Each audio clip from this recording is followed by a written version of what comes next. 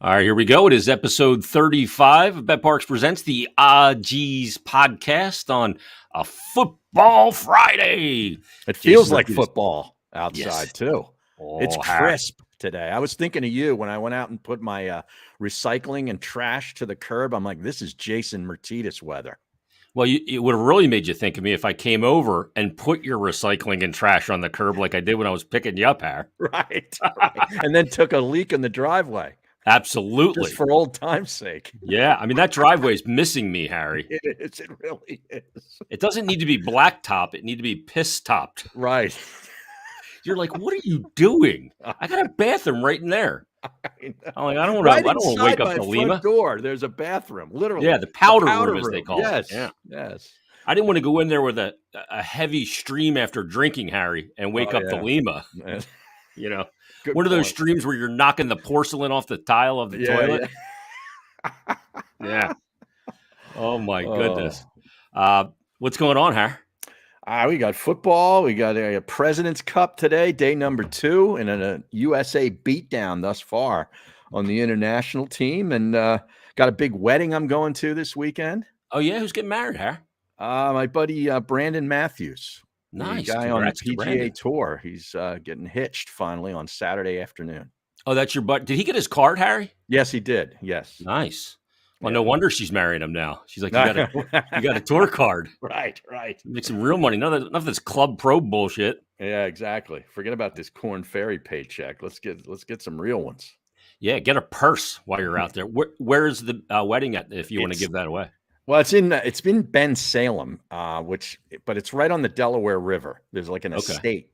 Yeah, I forget what it's called, but this is all they do is put on weddings. It's a really sweet looking place. So it'll be a nice affair up there for sure. Yeah.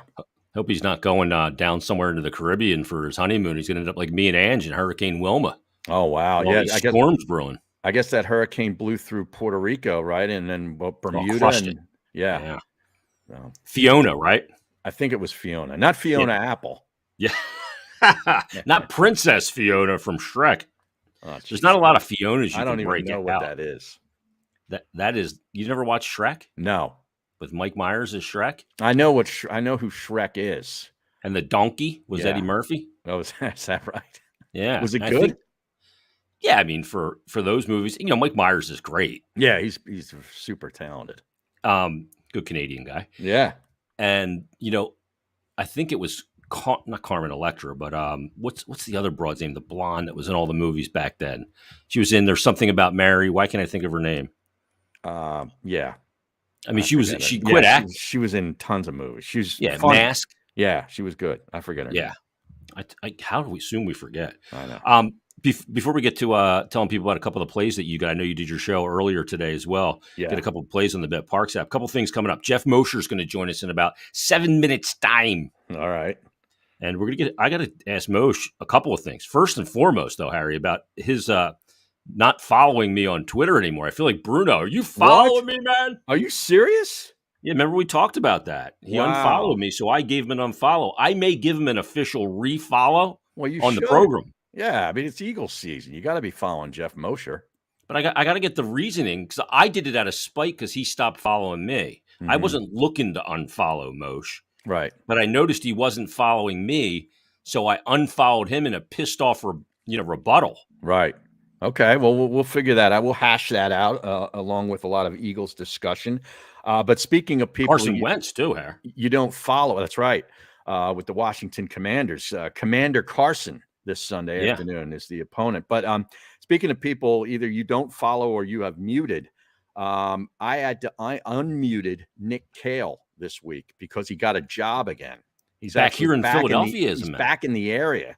Yeah. And he's doing a morning show on PHT. So I figured I had to unmute him. Yeah. The Big Talker, 1210 a.m. WPHT. Right. Run by a guy that I worked with for many years, Greg Stocker. Oh, yeah? You know him? Yeah. Yep. Greg's the brand manager. He was actually a road team guy, whereas when we were at YSF, we called them van drivers. They were the promotions crew, and they would drive us to our gigs and stuff like that. Right. Great guy. Yeah. He's the program director, and he's also the producer of the morning show. He's on the show. Yeah. He started there working with Michael Smirkanish, actually, as a producer. Really? Yep, Okay. and worked his way up. And they don't call him program director anymore, Harry. They changed it to a title called brand manager. I think program director sounds way better, by the way. Okay, brand manager. So I guess Sounds like I work in ShopRite. Nahagian's a brand manager then, right? Mm-hmm. Is that what he is? Yeah. Exactly right. Yeah. Yeah. I mean, why'd they change the name of it? I was perfectly fine with program director. We were actually asked for a little Nahagian on the program today by Raider Frank. So there you go. Oh, well, did you see, speaking of Nahagian, he interviewed the guy that got Aaron Judge's baseball. The guy who caught it and gave it back to him for free. Yeah, he gave it back to him. Yeah, well, he got like signed bats and stuff and all kinds of memorabilia. Not enough. But not money. I mean, that could have been, $50 to $100,000. Who knows? Judge is ready to sign a $500 million contract. I'd have held the dude up. Well, I know. What does Nahagian do in the interviews for? Cameron Diaz, by the way, is the actress we couldn't think of. That's right. Thank you. Cameron Diaz. Yeah.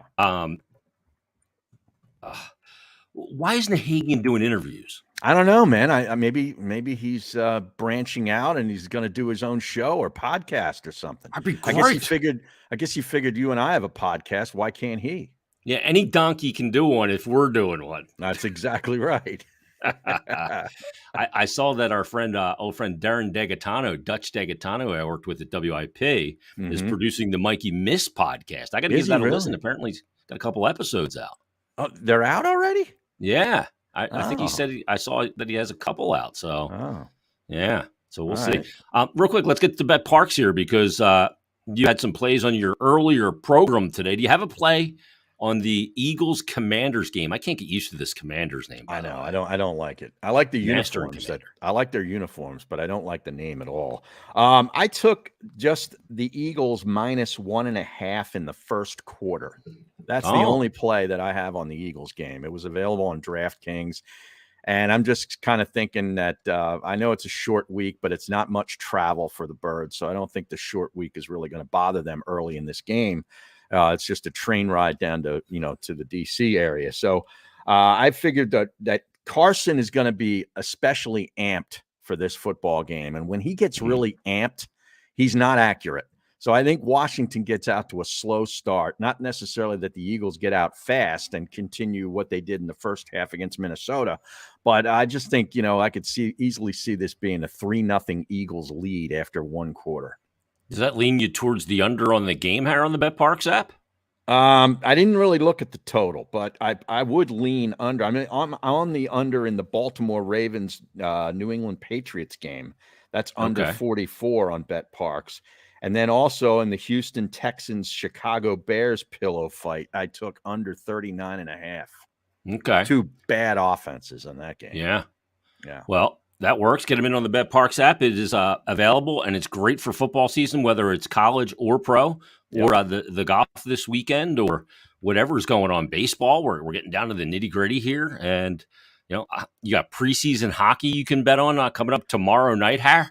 Will the Flyers be able to staff a team? Everybody's hurt, it seems. Har, I just ordered a new pair of CCM skates, forward skates, not the goaler skates, so I can play center because they need a center.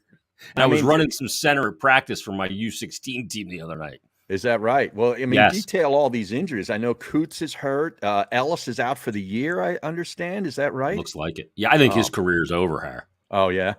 Yeah, I mean, he's got one injury leading to another. It's core into his legs. I mean, at this point, you're just hoping the guy can have a good, comfortable post-hockey playing physical experience. That's where he's at. That's how bad it is. I mean, the dude's undersized and always played the game way bigger than he was. So, and Couturier's got the back, a herniated disc, so they got to see he saw a specialist yesterday. We'll see where it goes, but Torts is not going to use anything as an excuse. He doesn't give a shit. And number one, they had the first practice yesterday, had 4 sessions. Not a puck touched the ice.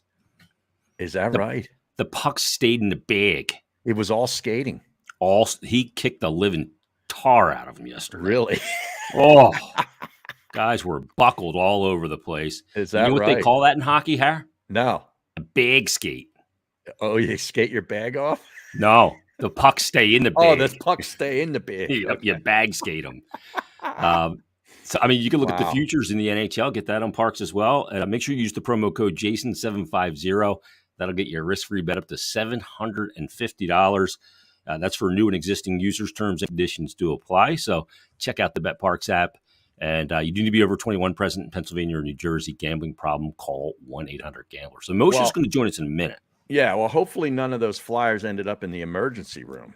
Yeah, I ended up there with the old lady on Wednesday. I was supposed to go to my son's practice. We have practice at 9 on Wednesday nights. And I texted my assistant coach, said I'm very tentative around 6:30 because the old lady is having chest pains. What? Now, she is prone to high blood pressure, Har. Okay. All right, we're going to pause that story. I'm going to tell the story because I got to get your take on it. Plus, after Moshe, I had an epiphany about a guitar solo that we have to discuss. And you've turned me on to a new guy, so we have to get to that as well. But joining us right now, I mean, he does all kinds of stuff. He does the Inside the Birds podcast. Yep. He's been an Eagles reporter since 2005. I'm reading this right off his Twitter bio, by the way. Yeah, he does a post-game show, too, I think, with Inside the Birds. We got to find out more about. And he does not follow me on Twitter anymore. What? It is the one and only Geoff Mosher. We say Moshe. What's up, Moshe? What's up, guys? Thanks for having me on. I don't know what happened there, Mert. I always used to follow you on Twitter. I got hacked. Dialed the unfollow button. You got hacked. I got hacked. Yeah. I got hacked. Oh, there you go. I'm like, I saw it, and I unfollowed you, Moshe, out of spite. I'm like, that fucker. Oh, that's I helped him get a job at the Fanatic. Worse. That says more about you than me, Jason, doesn't it? I mean, come on. It does. Look, you go. I don't have many scruples, and I'm very reactionary, Moshe. I could have put out a tweet and said, yo, prick face, why'd you unfollow me? But I didn't. Well, nothing gets you to follow a guy like calling him prick face, which I just followed you, so apparently it works. So that's a term of endearment on this show, Moshe. I will say, I have people on lists, Jason. Like, I don't follow any Eagles beat writers, but it's no I follow them all because they're just on my Eagles beat reporter list. That segments you out. So you might just be on one of my media lists.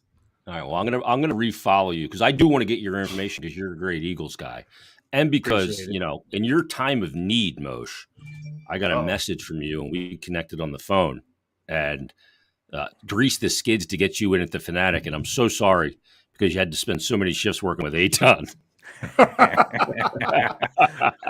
Do you forgive me? I thought maybe that's why you that show. Me. I enjoyed every second of every shift I did with Aton, so I appreciate. I love that show. Bring it on! It was great. I loved it all. You guys worked well together. Awesome too. We did. We're sort of kindred spirits in a way. Both have some Connecticut roots. Both grew up originally in New York. We have some similar interests. We also have some different hip-hop interests. Devotees. Hip hop being one. Yeah. But There you go. All right, Harry. So take a look there, right at the top of my Twitter page right now, right here, if you can see that. Yeah, he followed Geoff Mosher followed me. He's got that check mark. It's official. You came with the receipts there, Jay. I like that. That was a nice job. Yeah. I don't mess around. Mostly. Go ahead, Harry. No, I mean, I just wanted to get your overall assessment on this Eagles team 2 games in. I mean, if you polled a lot of people in the media, at least right now, they'd be saying Bills Eagles in the Super Bowl after 2 weeks. Yeah. It's funny. I coach softball here in South Jersey, my daughter's team, and our head coach told me 3 weeks ago, maybe around training camp actually. He goes, I really like an Eagles Bills Super Bowl. And I said, well, I'm half with you. I like the direction the Eagles were going in. I just wasn't ready to declare an Eagles Bills Super Bowl sometime in August. But so far, he reminds me of this every time. So 2 weeks from the season, he's looking pretty prescient. I still like the Chargers, man. I think they're going to get their act together, their passing game together. But the Bills look incredible. There's no doubt. And the Eagles have looked about as good as you can look after 2 weeks of the season, especially when you're not entering the year as that team that everybody thinks is going to be in the Super Bowl. As good as Hurts has looked, Josh Allen has looked unbelievable. Yeah, he's a pretty good player. On a different level. Yeah. He is on a different level. He's like one of those, might be the number one, but top 3 in the NFL. I mean, just ridiculous how good he is. Yeah, I mean, when you have Mahomes, either some combination of like it started last year with that great playoff game between Allen and Mahomes. That could be sort of the next Brady Manning type of rivalry where only one of them is going to be able to come out of that conference. And then you throw Justin Herbert into the mix there. I love him. He could crash the party a little bit like a Ben Roethlisberger would do. He went to a couple of Super Bowls, so it's pretty exciting. And then here in the NFC East or NFC, you have guys who are trying to kind of take the mantle over, and Aaron Rodgers is starting over there, and he's still great. But you're gonna have an interesting little battle brewing over the next few years of who's going to be the supreme NFC quarterback. What do you expect from Commander Carson this Sunday? I expect him to put the ball down the field quite a bit, Jay. I mean, they have I said Jay Hare. They have right now, and 2 weeks is tough to be a litmus test for anything, but they're a terrible rushing offense and a very good passing defense. And it's not just because they've been behind. Usually when you're behind, you accrue the passing yards because you're always throwing, but then you're also throwing bad passes a lot and getting picked off. He's got 3 interceptions. One was a screen in week 1 that Travon Walker just jumped in front of. It really wasn't his fault per se. And they're 5 for 5 in the red zone so far. They've been the best red zone offense in the NFL, and they're a top 5 third down offense in the NFL. I mean, I think this is fair to say for Carson, who had a good year last year, not a great one, but a much better one than 2 years ago, that this is probably his best set of weapons in the passing game since 2017. Maybe even a little bit more well-rounded. I mean, McLaurin's very good. Jahan Dotson, my Penn State guy, is really he's got 3 touchdowns already. Yeah, he does look good. And then Curtis Samuel was hurt all last year, has filled that slot role nicely. He's got 15 catches, I think, already. The tight end is good. Their offensive line stinks, but usually when your offensive line stinks, your passing game stinks. But that's not the case here. Moshe, is there a little bit like, sometimes when players leave and it's kind of ugly when they leave, there's a little bit of revisionist history on what the player was when they were here. And with Carson, I feel like that's the case. I mean, I look at his numbers. Like since he left, he's played in 19 games. He's got over that period of time, 34 touchdowns, 10 interceptions. And in that time, he's taken an average of 2 sacks per game. That was a big thing with him. 68 games as an Eagle, a record of 35, 32, and 1. 62.7 completion percentage, 113 touchdowns, 50 picks, an 89.2 rating, average 247 yards per game, 1.6 touchdowns per game, and 2 sacks per game. I think with the way people talk about him, this guy was a total gong show, and he wasn't. I think that, and I think that they still talk. I think last year, the way it ended became sort of a referendum on his entire year, which was not the case. I don't remember exactly how many touchdowns he had, Jay. I think it was like 28 or something like that. And he had 7 interceptions.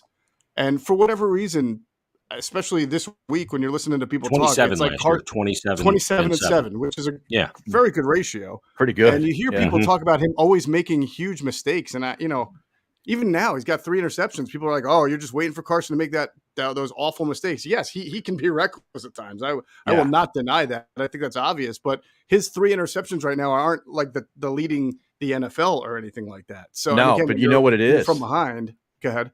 You know what it is? He makes just crazy plays with the one with the Colts last year towards the end of the season that basically might have ended their season, and not getting to the playoffs. It's just like an incredible interception, and it just sticks with you. So therefore, you're thinking like, oh well, he's gonna make a bad throw. He like consequential, does. You mean, Harry? Like a heavily consequential interception? Yeah. But just a car wreck of an interception. You know what I mean? Like no reason for it. You're like, what is he thinking? Well, it's amazing how he does it within the same game. I think that's the complexity of Carson. I said on the podcast that dropped this morning, it was our game preview podcast. I'm like, this game, Carson for the first quarter and a half is going to look like Jameis Winston, right? Throwing the ball just to people all over the place. And then for the next quarter and a half, he's going to look like Aaron Rodgers. And then sometime in the fourth quarter, he's going to regress to something in between, like a Derek Carr, right? And then in the last 10 seconds, he's either going to look like,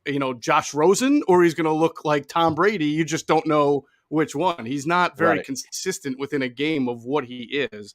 But look, he's going to throw the ball. I think the difference between him and the first 2 quarterbacks the Eagles have faced, Geoff and Cousins, is he'll say, "Bring it on" to your blitz. Like, those 2 guys couldn't wait to get the ball out of their hands. Geoff was able to connect pretty quickly because they didn't really touch him. And Kirk Cousins, you saw, as soon as the pressure got on him, he's unloading.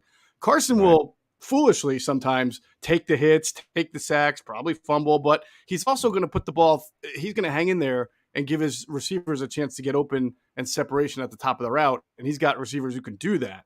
So that's always the cat and mouse game with him. Yeah. How surprised were you with the way Minnesota chose to play defense in that game, and they never came out of it? Shocked. I thought I was watching the Eagles defense last year. Yep. I mean, it was almost like a hold my beer moment for Ed Donatel. Do you think Jonathan Gannon plays soft coverage? It actually reminded me of, in inverse, the Chargers game last year, where the Chargers Justin Herbert was like 26 of 29 against the Eagles, and it wasn't a ton of splash plays. He had a few, but it was basically death by 1,000 cuts, and that's exactly what Jalen Hurts did to Ed Donatel's defense. And credit to him for doing that. It's hard. You have to be patient. You have to be willing to take a lot of underneath stuff, and then pick and choose when you think you can go deep against that coverage, which I thought he did fantastically. Yeah, and then they blew the coverage against Quez Watkins and got the 53-yarder. Yeah. So the irony of that defense, the irony of that whole defensive structure is that you're trying to make the offense work 10, 11, 12, 13 play drives, 14 play drives, because the mentality is that it's hard to do that without making a mistake. So the irony is they're the ones that blew the coverage that led to that touchdown, playing that style of defense. That's how defenses try to do Mahomes, is just make him be patient underneath, and he's going to get impatient and make a mistake. Right. Yeah. Which also, by the way, doesn't work other than every once in a while. Right. Most, you look at like Hurts' stat line, and he's not your fantasy stud. He's got 1-1, 1 touchdown, 1 interception, but he's taking what defenses give to him. First, where he runs them in. He had 2 running touchdowns last week. You got to count that. You're right.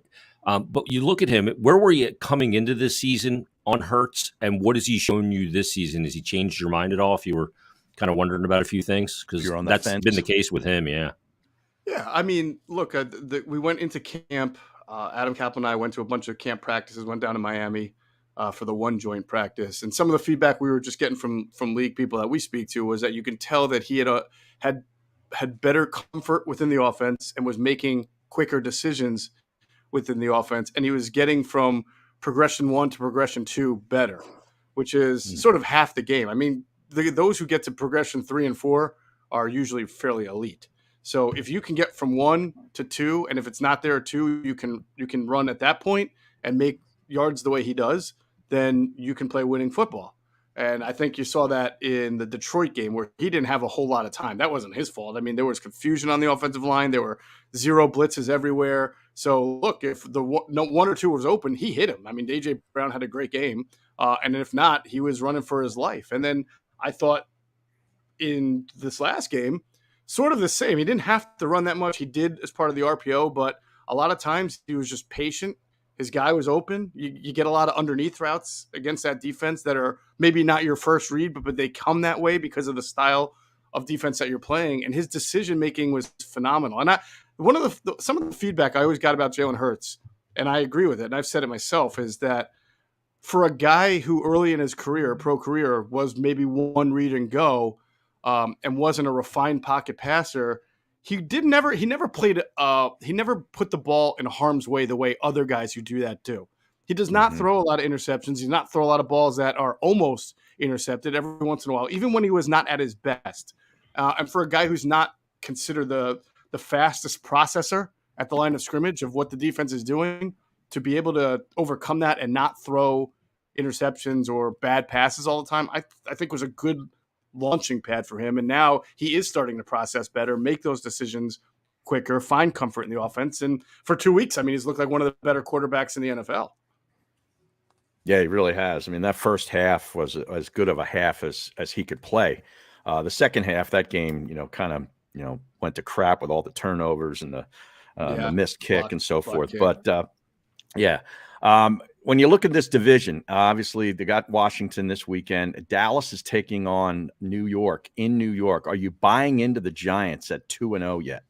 No, I mean, I think they'll be. I always thought they'd be better. I think they have a decent amount of talent from all the first round picks they've stockpiled the last 3 years. They definitely needed a different coaching approach and GM approach. So I do think they're better, but I don't buy them as yet as any kind of viable candidate to be anything more than 7 or 8 wins, which I guess in the NFC East, you might finish second. Maybe you can get a wild card in the NFC. It's so wide open. But I tell you, I am also not – I was very firm on this. I did not bury the Cowboys when Dak Prescott got hurt. And I'm not saying that just because they won last week. I am a big fan of what they do defensively and what they have on defense. And Parsons is amazing. He is tremendous. Right. He's unbelievable. He can wreck the game. Yeah. Exactly. Yeah. So while I think the Eagles have the better 52-man or 53-man, and of course, when their quarterback's hurt, it's obvious. I've always felt that Dallas has the best defensive coordinator, best pass rusher, and I like their offensive coordinator too. So I think that weighs heavily when you compare them versus other teams. And if they can get adequate play like they have in his 2 starts so far for Cooper Rush last year and this year, then I think that they can hang around and be all right until Dak gets back. I'm not surprised they beat Cincinnati, and I think they'll be better. I think a lot of people were ready to just write them completely off when Dak got hurt, but I didn't, and I still think they're going to be pretty formidable because I like their defense a lot.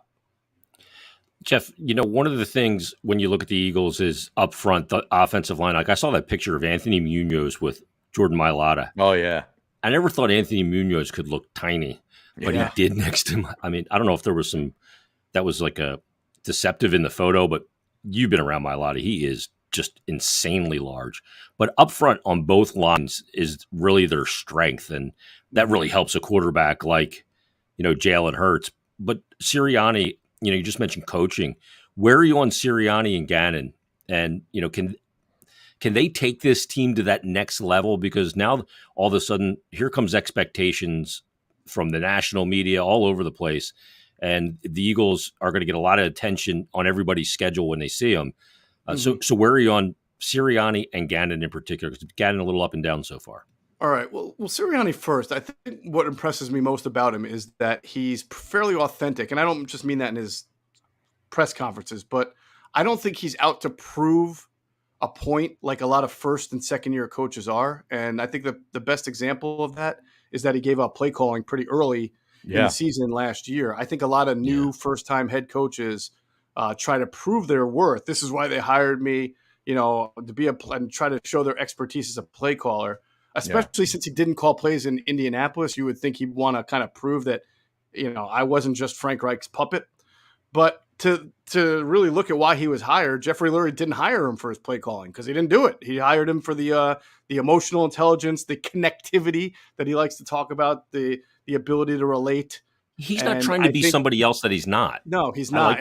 How much abuse did that guy take last year just for his press conferences, for his flower analogy? It was deserved. And it was deserved, but he still doesn't care. No, I know. Right? He still doesn't care.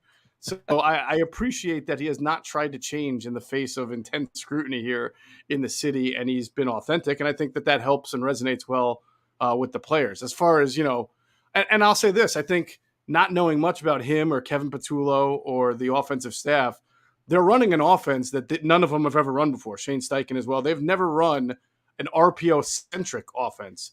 A lot of people confuse RPO-centric with RPO incorporated. Yeah, when Frank Reich was here, and when Doug was here, and when Nick Foles had to take over for Carson Wentz, they incorporated RPOs into the game plan. But that wasn't foundational to their offense the way it is right now with Jalen Hurts, where the entire scheme is basically predicated on the RPO. And I'm pretty sure those guys in their other NFL stops, whether there's Indianapolis or San Diego there with Rivers, none of them were running that kind of an offense.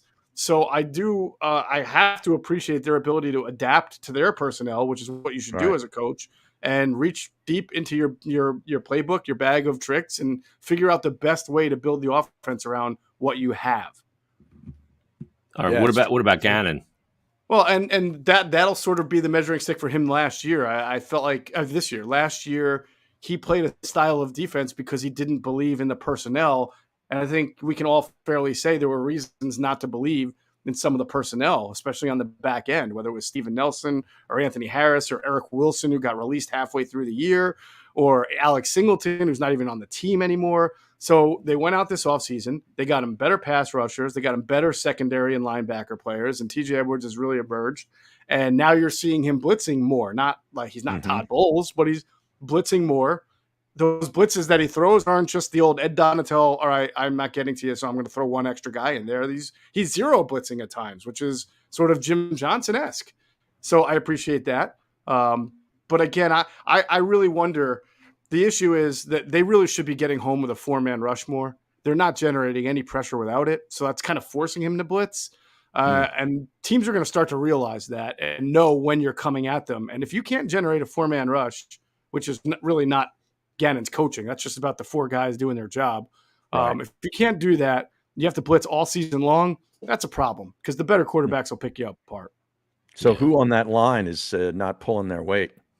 I don't think anybody has, more than a sack right now. I mean, Fletcher Cox, and Javon Hargrave to me have not pushed the pocket on the inside nearly enough.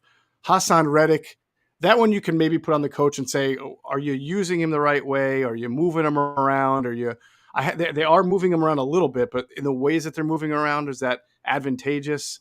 So you'd like to see some of that explosion start to manifest itself in some sacks and forced fumbles at some point. I think Josh Sweat is actually doing a good job. They've asked him to be a stand-up rusher, like an overhang defender.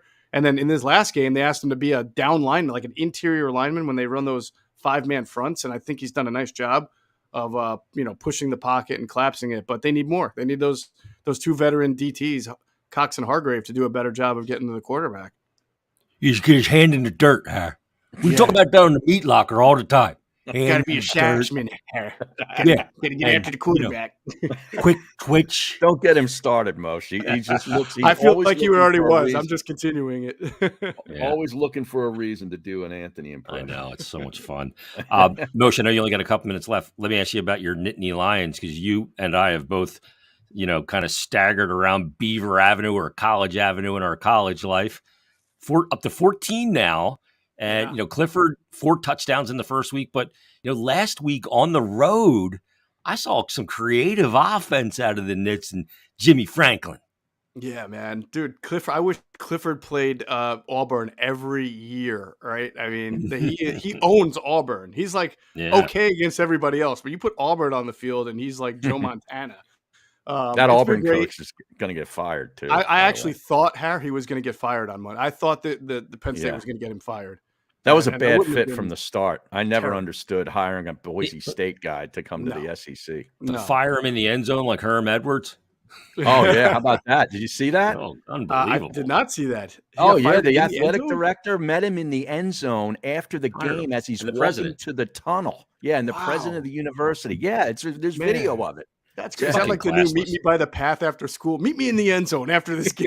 Get out of here. He's just walking off, and then unbelievable. How many wins for Penn State this year? So I don't know, because last year they were 4-0, and you remember they were so good on defense for the first month and a half of the season. I thought it was the best Penn State defense I had ever seen. And then Illinois came with their 8 offensive lineman line and just ran the ball over them and 9 over. And then, and then there was just a down. And then Clifford got hurt against Iowa. We were winning 14-0, I think, in that game, and that was that just completely foobarred their season. But this time, if he gets hurt, we've got this great quarterback, Drew Allaire, who's already come in and shown you what he can do. I mean, he's had some really impressive passes. Nick Singleton, I met him at the Maxwell Awards. He's an awesome kid from your area. All right, like Berks County kid? Yeah, he's a Governor Mifflin kid. Yeah, there you go. So he could probably tell the difference between a Delwood cow and a non-Delwood cow like you, right? You could you're able to identify cows, aren't you? Absolutely. Yeah, go Cal Tippy. Yeah, of course. Yeah. So no, I'm excited about this team. I think they can win. Well, they should be 5-0 going into their first huge game Michigan against Michigan. So then 5-1. Michigan looks good. Listen, I'm going to hold out. 6-1 for when Ohio State comes in the whiteout. I think so. So by the way, I'll be at the whiteout game. It's the first game I'm going to in 15 years. I'm so fired. I'm taking the wife and the kids. It's going to be great. Yeah. Where are you staying up there? I got a room at the Hyatt. Wow. Is that right downtown? Yeah. Amazing, well, both you guys being Penn State guys, this. That whiteout stuff is all fun, but they're only about 500 in those games. 500 what? Well, it gets great opponents too. Yeah, I know. It's not like it's they're usually playing a really tough team. Well, yeah. Yeah, it's usually Ohio State or Right. Michigan or yeah. Well, if you haven't noticed, Harry, we're not exactly a powerhouse over the last 7 or 8 years. So 500, I'll take. Yeah, that's actually pretty good. Yeah, I was going to say, but I'm excited about sort of next year and the year after when Allard becomes the starting quarterback and Singleton will be in his. Singleton should be a Heisman candidate by this time next year, the way he's been. So yeah, just excited. Just need some offensive linemen, man. So in Michigan is when we start going, what the fuck is James Franklin doing? Right? Pretty much. That's when that starts. Okay. Pretty much. Just want to mark that down on my calendar, my things to do list. Yeah. In fact, if they struggle with Northwestern in 2 weeks, I'm probably going to start that a little early. You know, what's going on here? Yeah. Yeah. I was just so impressed with that Auburn game. Wow. That was awesome to watch. But they're going to go in and kick the teeth out of Northwestern. That's at home. They should. They should. They should have kicked the teeth out of Illinois last year, Jay. They should have kicked the teeth out of Illinois. I mean, geez. Yeah, that's the thing. They always leave you wanting more of this fucking Penn State team since '94. Every freaking year. Were you there in '94? That was my freshman year, man. Really? Oh. I didn't see a loss. I didn't see a Penn State loss as a college student until midway through my sophomore year. Wisconsin came in and beat us in like a mid-October Ron game. Dane. You know who the quarterback was? For Wisconsin? Yeah. Wisconsin. Did he transfer after? No, he started there. He started there. You'll never remember. I'll just Darrell Bevel. Guy's been an offensive coordinator in the NFL for like 20 years. He was offensive coordinator for the Seahawks when they won in the Super Bowl, I think. That's right. Yeah. But that's the Ron Dane team in '95, right? I thought Dane was the '96 team, but it might have been '95. I'd have to go back. Yeah. I got to go back. Barry Alvarez, the coach? Go back and check. Yes. Barry Alvarez was the coach. Yeah. I remember Penn State, Michigan in '94. Me and my roommate's dad came up, and we went to the Penn State Scanicon out there by the airport nice. To watch the game. In this huge room, they had like a stage, and they had an alumni blue band, buffet, open bar. We were just fucking slamming beers. And they beat Michigan, and we're on our way back to campus. His dad's driving, and we go by the stadium, and everybody rushed the stadium. Mm-hmm. So we got. I was part of there. I was there. We helped rip the goalpost down, and then we carried them to Paterno's house. You know, he lived. Yeah, like ended up on Joe's front yard. Yeah. So I was. There part was of a picture in the Collegian hair of Joe getting home at like 2:30 in the morning, walking in his front door, and the goalpost was on his front yard. Get out of here! Wow. Need to get the fire hoses down to get the goalpost down, though. By the way, that was not that. There was a different Michigan game 2 years later where it snowed, and then someone threw a snowball at. It wasn't Amani too. It was Mercury Hayes, I think, the other wide receiver for Michigan. But that was my roommate was a Penn State baseball player, and he was in there 3 minutes, threw one snowball, kicked out. I remember that game. Hit Mercury Hayes then. Yeah. Oh, he had a hose for an arm. This kid could throw it 100. Couldn't hit the plate. He was a center fielder. No, it was Kirk Rentschler's his name. He's my roommate, Riho, we called him. And he was a center fielder at Penn State, and they would bring him in as a relief pitcher because he just threw gas. So they bring him in this one game, and his first warm-up pitch hit the top of the backstop. Oh, my God. The kid at the plate that was in the on-deck circle was like, holy fuck, what am I going to do with this dude throwing gas? He's going to murder me. Wow. I once sat in 35-degree weather to watch a Penn State game where Nate Bump started for Penn State. He was one of our best pitchers.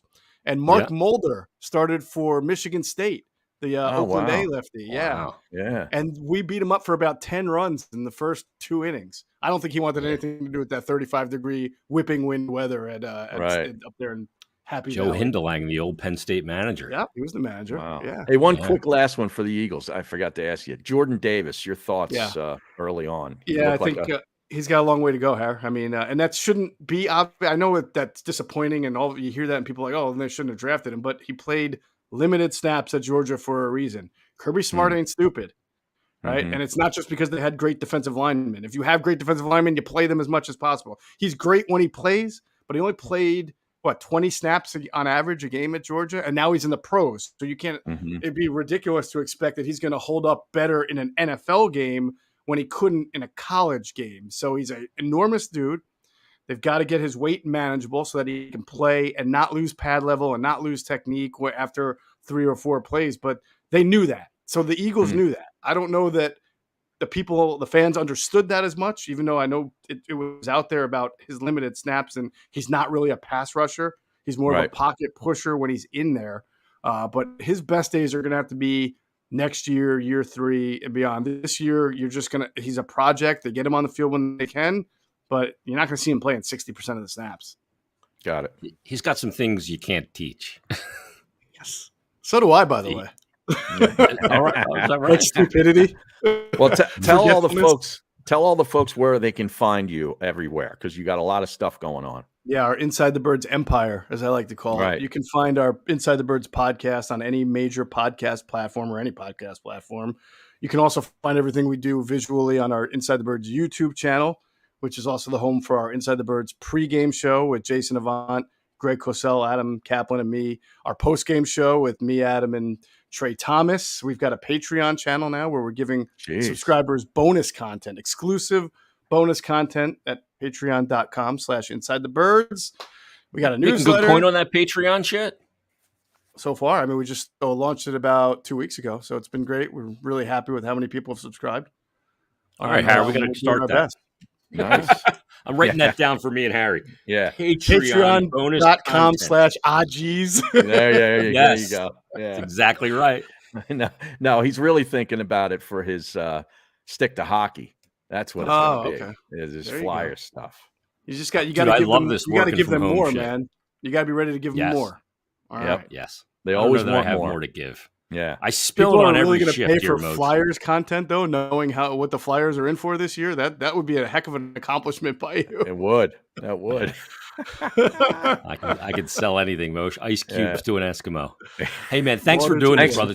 It's good seeing you. Best of luck with the podcast this season. You put out great content, and Adam lives right up the street here from me. He's a great guy as well, Cosell.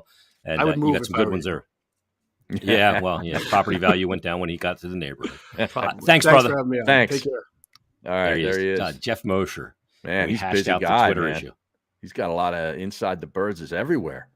God bless him, because Harry, like this whole thing, like he was a radio guy, turned into a radio guy, was a kind of traditional beat writer, and then working at Comcast Sportsnet, and he's doing all this on-demand content. You're doing that. I'm doing that. I love this shit. Mm-hmm. So do I. It's so much better than schlepping into that studio and going 610, that whole thing. Yeah. What's on the show sheet, Mike McGonigal?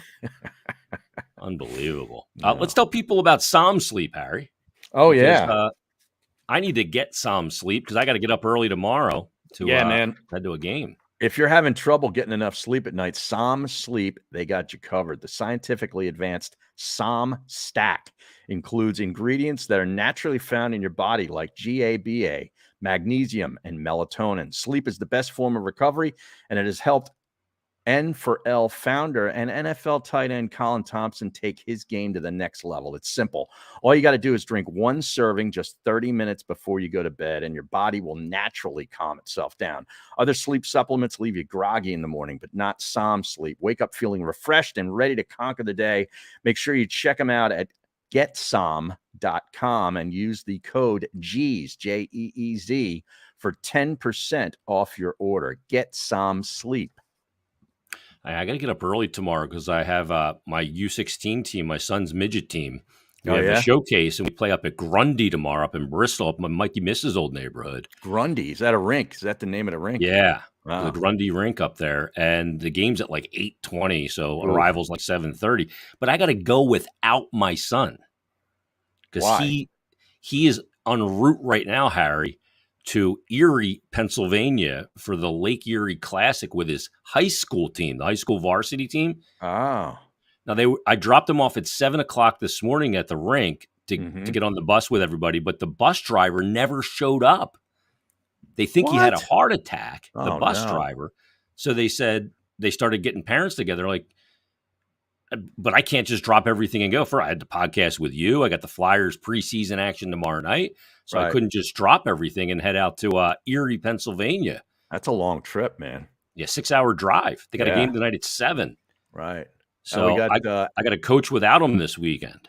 Wow. Al checking in, saying a great show as always, fellas, on the chat. And Brian Cunningham is very disappointed. Couldn't be more disappointed and disinterested in your Flyers. Yeah, he said he's disinterested and discouraged with the upcoming Flyer season. Look, a lot of people feel that way. I get it. I totally get it. You're going to see a lot of young guys. There could be upwards of 10 players under 25 in their opening lineup. Wow. Especially with Couturier out and Farabee. Well, he's under 25 anyway, but he's probably not going to be ready to start the season. He's get close, but people always use the word, "Oh, I'm apathetic about him. I don't care," and there probably are some people that don't. They're kind of fringe anyway. But to me, the core fan base, and I see it every day on social media, Harry, they're not apathetic. When you're mad in sports, that's when you're bonded with your fan base. Yeah. More than ever. You did sports radio for a long time. When the Eagles would go out and they beat whoever 34-10, what was the next day like? Fucking crickets, right? A little slow. Yeah. You lose to the Cowboys or you lose to the Titans, the fucking phone lines are like you can't keep a line open. Right. People that's how you get bonded. Misery loves company, and that's how fandom is. Do you think this youthful roster, does that play to Tortorella or not? Well, he said yesterday in his availability, I'm going to play the young guys. He's played young guys in his career. He's not one of those guys that, doesn't play young players, and he's got no choice at this point. Some of the veteran guys are going to have to lead the way and show them. To me, this season's not about wins and losses, even though pro sports are always about that, right? Yeah. To me, it's about culture and standard. It's a results-oriented business, but Tortorella is not going to.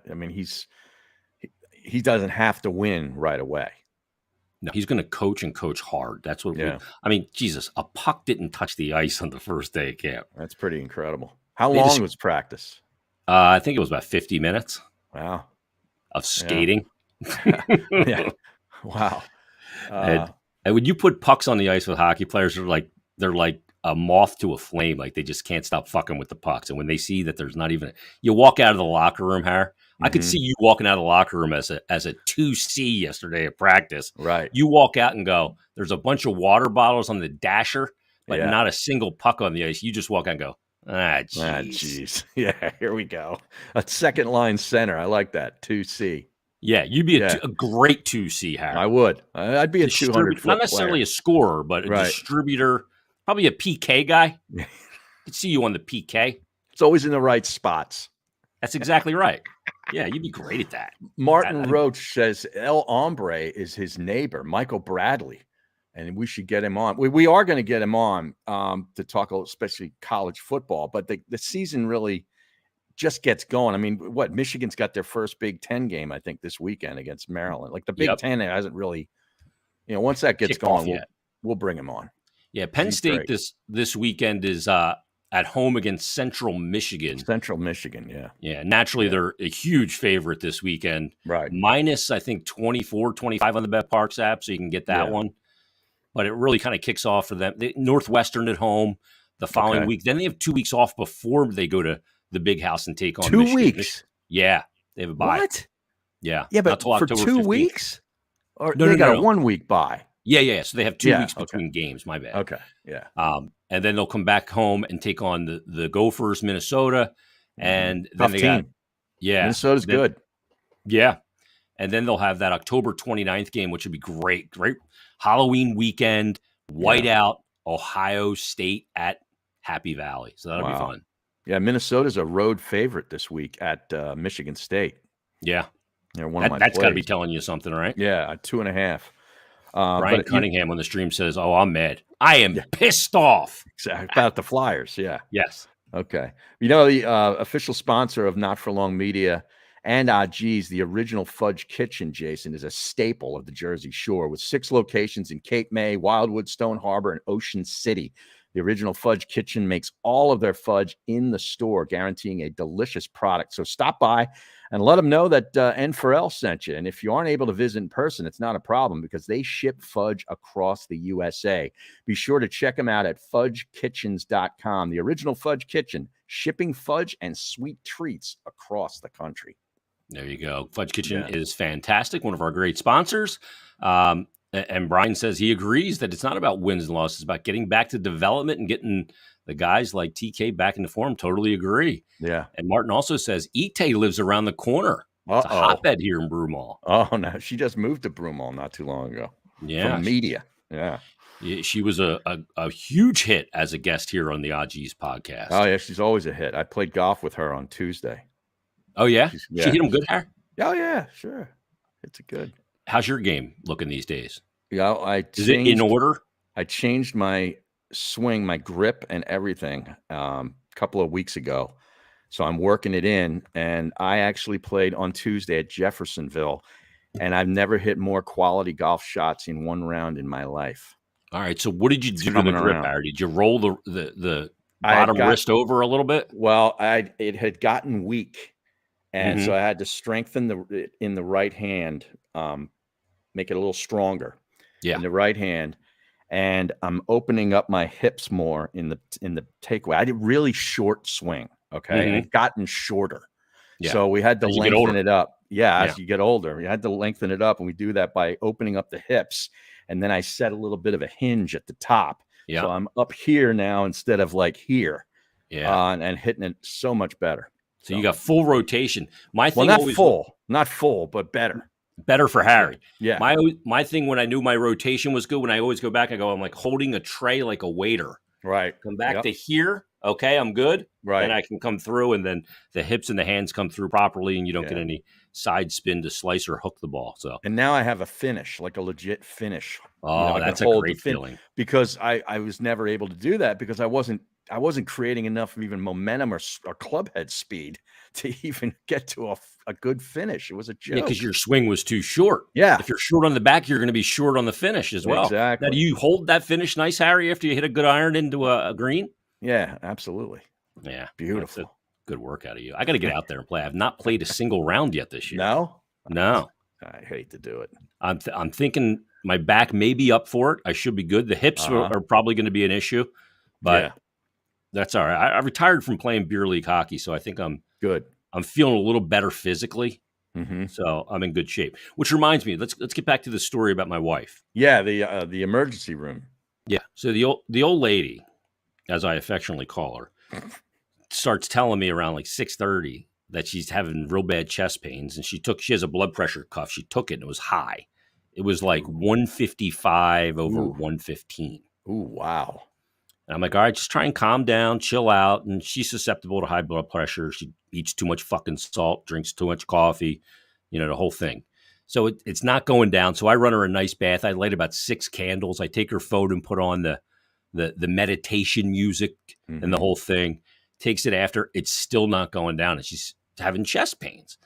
So my neighbor comes over, who is an anesthesiologist, works in hospitals, real smart guy. And we try his cuff and it's still high. And he's like, brings over the pulse thing to make sure the oxygen's all getting in, and it is. But so he's like, I think you should go. So we go to the emergency room at like 7:30. We get there, and they take you right in I tell you what, if I ever break my arm, I'm telling them I'm having a heart attack too, because they bring you right back. And it was a zoo in there. Right. People sleeping and waiting, the whole thing. So they take her right back, and they give her an EKG, totally fine. They give her a chest x-ray and then blood work. And this is over now hours. Right. And totally fine. She's still having the chest pain. So they put her back into a room. Doctor comes in, and she's like checking her out, and she's like, everything's normal. And she kind of pushes on her chest on her left side, because it was the left side of her chest, under her arm, and a little bit in her jaw. So the lady's like, everything's normal. And she goes, does it hurt when I do this? And she pushed on her, like her chest, like right above her rack. And she's like, yeah. She's like, did you pull anything, like twist and turn or pull a muscle? And she's like, I don't think so. And she had just ordered a dumbbell in the mail from Amazon. We got a dumbbell in the fucking mail, 15-pounder. And she was fucking with it the day before. Oh. Like doing curls and the whole thing. Okay. I'm like, Jesus Christ. So the lady's like, you're here. Let's get a CAT scan. So they order up the CAT scan. That's another 4 hours, right? Turns out she probably strained a muscle in her chest. Right. And I'm at the hospital 3 in the fucking morning. Oh my! Running home. I get home. The dog pissed on the coffee table of all places. Right. I have to come home and record the podcast at 12:30. Go back to the hospital with her. everything's totally negative. So she gets peace of mind because she doesn't. Right. Everything's good, no blockages and all that bullshit. Right. But she pulled a fucking muscle in her chest. I let out the loudest, jeez, when I realized that she pulled a muscle. It's warranted. And so I texted my neighbor who came over and was like, I think you should go. You're in jaw pain.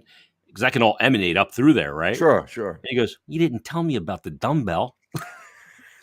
I'm like, yeah, dumbbell over here was messing with the dumbbell. Oh, my. Cost me a night. Oh, Jesus. Wow. Well, it's good. Everything's all right, though. Yeah. This is the old lady. This is what I deal with. Yeah. It's a lot. Running fucking baths and it's a lot. Smelly candles and bath salts. Yeah. Now, what about this Ozzy thing that you? Oh yeah. So I'm driving the other day. For some reason, I heard this song came on like on my Sirius. What channel? Ozzy's Boneyard. Yeah, like one of those, and it was the Lita Ford and Ozzy song, the duet "Close Your Eyes Forever." Great song. Okay. And so I'm like, I want to listen to some Ozzy because his voice just sounded great in it. And I brought up the 1981 live version of Ozzy with Randy Rhoads playing Mr. Crowley. Oh, wow. From Blizzard of Oz. Yeah. Yeah. Which came out in 1980. I was in 10th grade. Yeah. Yeah. Crazy Train is on that record. Yep. Track 2, as a matter of fact. Track 1 is a song called I Don't Know. Then that's a good Crazy one too. Train. Great album, right? Fantastic. It was my first foray into the metal world. Okay. Because I just saw the cover with him on it, holding the cross and Ozzy tattooed on his hand. So sick. Goodbye to Romance is on there. Suicide Solution. Mr. Crowley kind of starts side B. And I'm listening to this, and I've always felt this, but the solo in Mr. Crowley, and there's two, kind of like Comfortably Numb, there's two solos. The initial solo in the first chorus, and then at the end of Comfortably Numb, same kind of thing in Mr. Crowley. And while I think Comfortably Numb is the greatest rock guitar solo of all time, both of them by David Gilmour, the tone, just the phrasing, all of it. Yeah. I will tell you that the greatest hard rock metal solo of all time is absolutely Mr. Crowley. Wow. That's big. That's saying a lot. It's almost like it has words. I'm going to pull the anybody on Facebook. Sorry, I'm going to remove you. Go to Twitter and follow us and watch the rest, or go to the YouTube channel at JM Media, because Facebook will kick me off if we play YouTube music. YouTube won't, because I'm playing a YouTube video. Oh, okay. That's how you get around it. Yeah. So I'm going to take a few of these channels out right now. Let me just see. I always like the Another Brick in the Wall Part 2 guitar solo by David Gilmour. That's a great one too. Like Gilmour's got great guitar solos. Yeah. Off the chart. The way he pieces them together, it's like it builds, and then, you know what I mean? Like he's really good for that. And Comfortably Numb is a classic. Yeah. I mean, probably your favorite guitar solo. I think I could probably guess it. It's probably Hotel California. Well, that's one of them. Yeah. Yeah. I mean, Felder. Like the dueling guitars. Yeah. Now, did you know? I have a little tidbit about that. Did you know why that sounds the way it does? No. That is actually Felder and Joe Walsh are playing arpeggios in this. Okay. But one guitar player is playing one note down from the other, and it creates that sound. Yeah. Really? So they're one fret down? Yes. It's like the if he's playing an A, the other one's playing an A flat, the solo, that arpeggio, which is a pattern, if you will. So that's why it has that sound, and the chorus is. It sounds fuller. It sounds fuller. Yeah. Absolutely. So, all right. So here's Ozzy live with Randall Rhoads, one of the great guitar players of all time. Here's the first solo in that song. It's going to come right here, Harry. That's Rudy Sarzo on the left of Quiet Riot on bass. Oh, okay. Randy's just so good.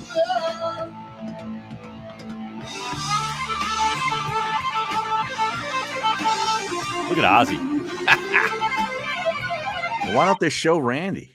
There you go. He's got the polka dot and flying V. Oh, yeah. This guy was gone way too soon. Oh, man. Yeah. Just an incredible guitar solo. Yeah. You know, the first one here and then the one at the end is just unbelievable. When a guitar solo sounds like lyrics, that's when it's great at. Right. I mean, listen to that. You got a humbucker on there? Oh, yeah. Single coils up front and a humbucker